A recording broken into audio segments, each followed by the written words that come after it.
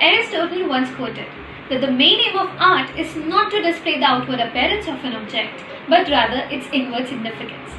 A very good afternoon to all our revered teachers and my fellow comrades.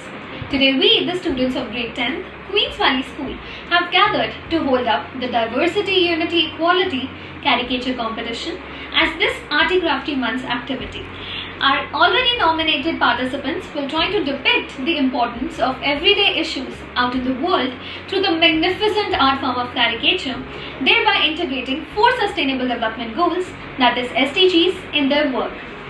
A caricature is painting or usually a drawing of a person or a thing in which its figure or its features have been distorted or exaggerated in order to mock the subject. The 4 SDGs that will be integrated by our participants in today's competition are as follows.